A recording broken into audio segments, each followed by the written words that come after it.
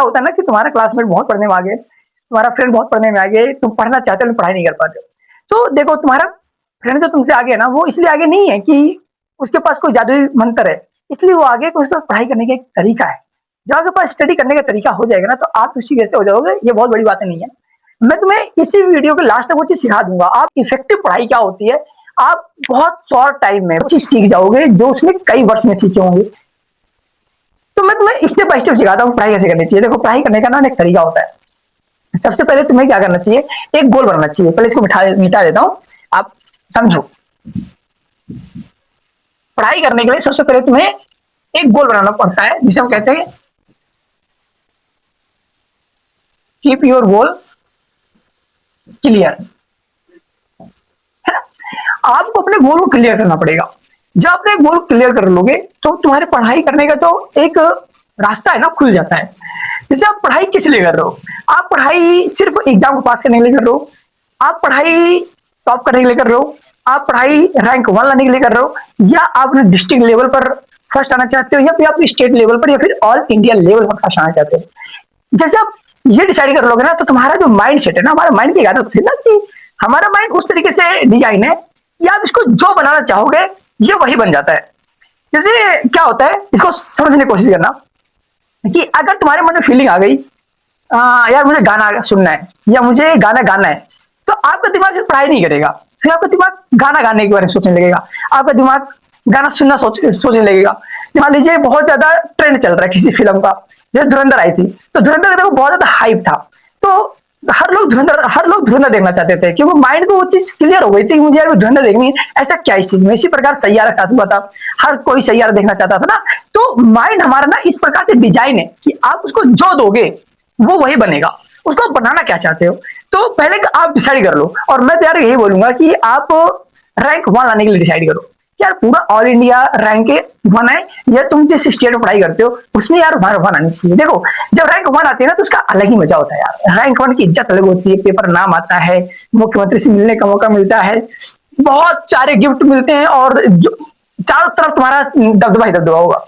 वो अलग बात होती है यार, अलग ही स्वैग उसका है ना। स्वैग से करेंगे सबका स्वागत, वाली फीलिंग होती है भाई साहब, क्या दबदबा होता है रैंक 1 का, उसकी तो बात ही मत पूछो। अब ये डिसाइड कर लिया है कि तुम्हारा गोल क्या है, तो अब जब तुमने डिसाइड कर लिया तुम्हारा गोल क्या है ना, तो नेक्स्ट क्या करना चाहिए वो चीज सीखो। तो हमें करना चाहिए ये चीज, use your time wisely. Wisely का मतलब क्या है,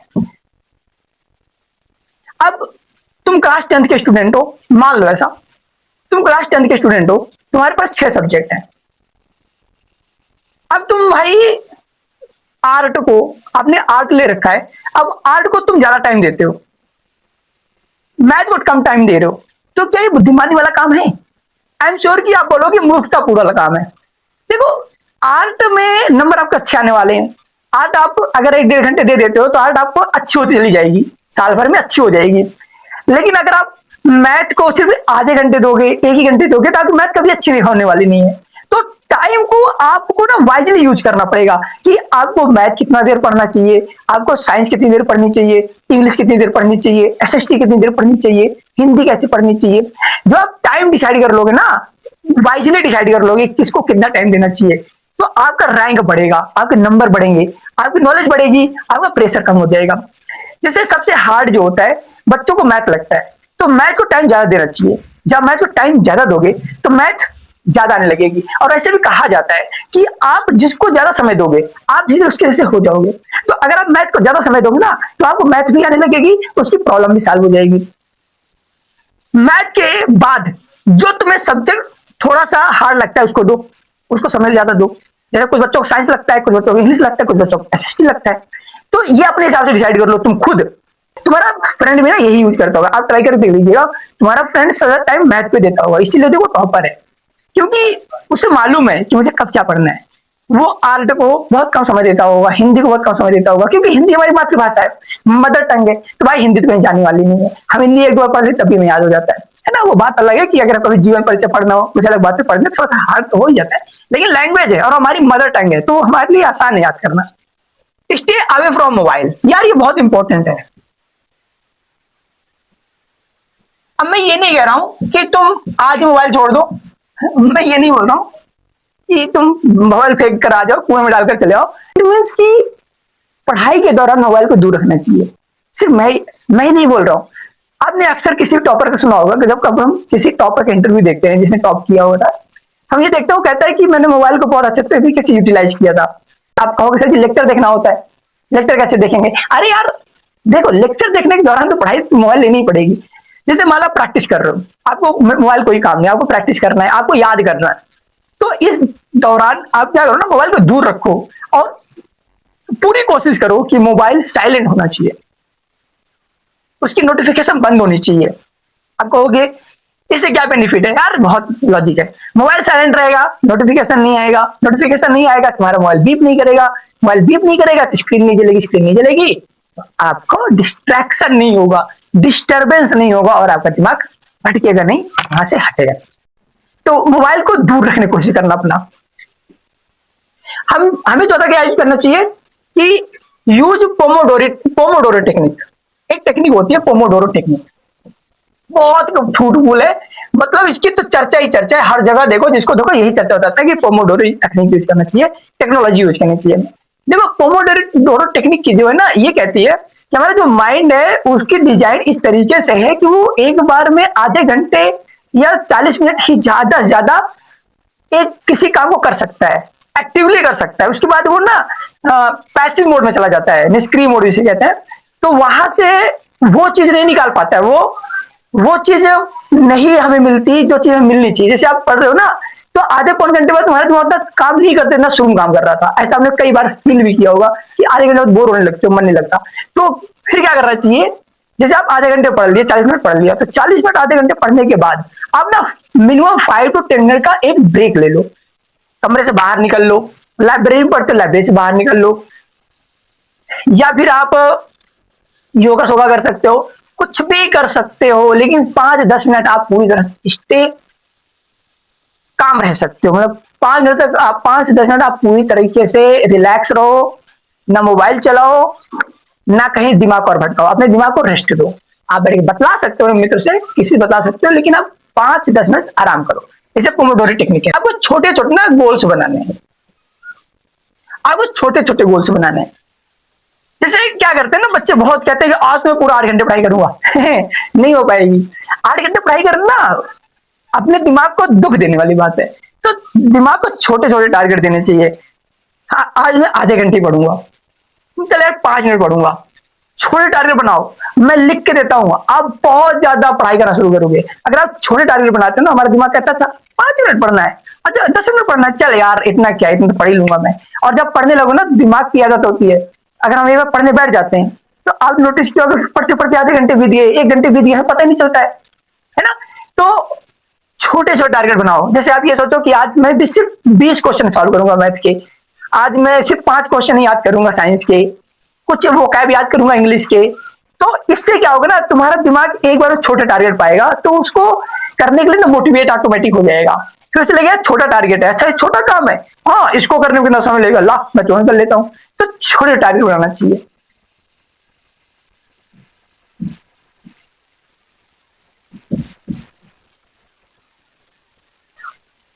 6, आपको एक अच्छी सी नोट्स बनानी चाहिए। Make good notes.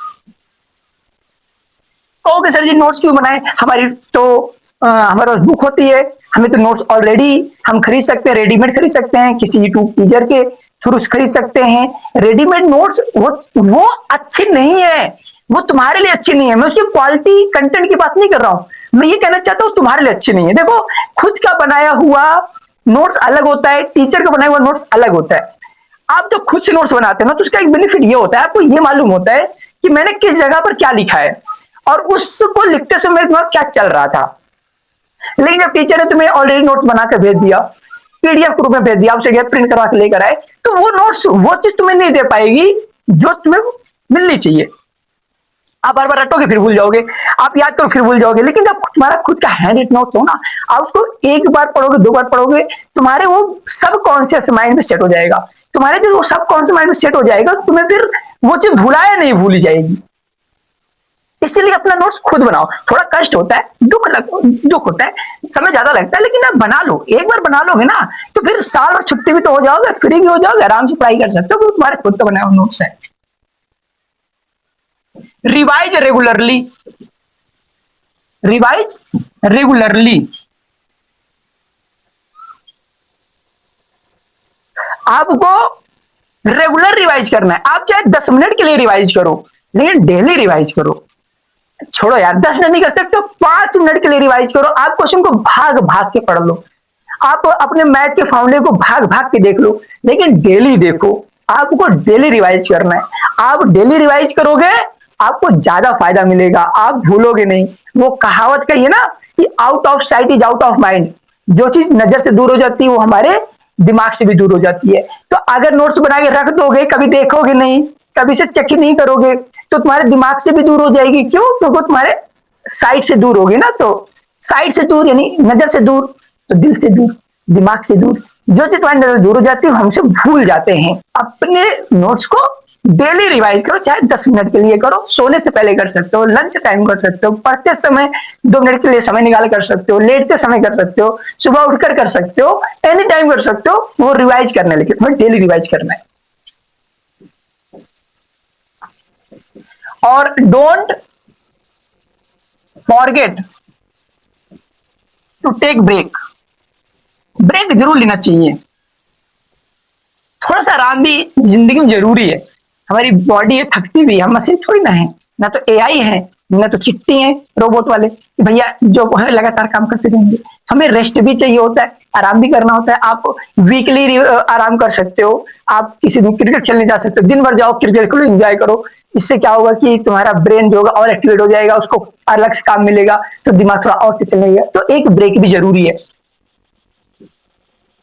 और ये तो यार बहुत इंपॉर्टेंट बात है कि स्टे पॉजिटिव। आपको हमेशा पॉजिटिव रहना चाहिए, जैसे मैं रहता हूं। कुछ भी हो जाए पॉजिटिव रहना है। निगेटिविटी जिंदगी में आती रहती है, चाहे मैं हूं चाहे तुम हो। हर किसी के जीवन में दुख है। किसी गर्लफ्रेंड छोड़ के चली गई है, किसी बॉयफ्रेंड छोड़ के चला गया है, किसी की मम्मी ने उसे डांटा है, किसी पापा ने उसको मारा है, कोई उसको प्यार नहीं कर रहा है, कोई अच्छा नहीं है, कोई दिखता सुंदर नहीं है, किसी की आवाज अच्छी नहीं है, कोई गा अच्छा नहीं पा रहा है, किसी नंबर नहीं अच्छे आ रहे। तो there is many types of negativity. तो आपको क्या करना है, उस निगेटिविटी से दूर रहना है। निगेटिविटी जिंदगी एक पार्ट है, उसको लेकर ढोना नहीं है, होता रहता है। हमेशा पॉजिटिव रहो। ये सोचो कि हम जीवन में वो चीज कर सकते हैं जो कोई नहीं कर पाया। इस दुनिया में कुछ भी असंभव नहीं है, बस आवश्यकता है उसको करने के लिए एक जिद की। अगर तुम्हें उस चीज को हासिल करना है, तुम्हारे पास उसको करने के लिए एक जिद होनी चाहिए और एक सही रोड मैप होना चाहिए। एलन मस्क को 26 साल लगे ना एलन मस्क बनने में, आरसीबी को जीतने में 18 साल लगे। तो लगते हैं, किसी भी चीज को पाने में समय लगता है, लेकिन हम उसको पा ही लेते हैं अगर उसके पीछे पढ़ ही जाते हैं। तो स्टे पॉजिटिव। आपको हमेशा पॉजिटिव रहना है, ठीक है। और take care of your health यार, ये तो बहुत इंपॉर्टेंट है, ये तुम्हें करना ही चाहिए। अगर आपकी तबीयत अच्छी नहीं रहेगी, जुकाम हो गया, बुखार हो गया, तो पढ़ाई कहाँ हो पाती है। तो अपने सेहत का ध्यान दो। काजू खाओ, बादाम खाओ, दूध पियो, और ड्रिंक जो ना ठंडा वो कम पियो। बियर नहीं पीना चाहिए, नशा नहीं करना चाहिए, गलत चीजें हैं यार। देखो हर चीज मैंने तुम्हें समझा दिया। मैंने तुम्हें कहा था ना कि इस वीडियो को लास्ट तक तुम वो चीज सीख जाओगे कि पढ़ाई कैसे की जाती है, और तुमने अच्छे तरीके से सीख भी लिया होगा। आई एम श्योर कि तुम्हें बहुत मजा आया होगा यार। देखो मैंने तुम्हें सब कुछ ना इस तरीके से बताया कि वो चीज जैसे तुम्हारा बड़ा भाई है, तुम्हारे सामने बैठ के बता रहा हूँ।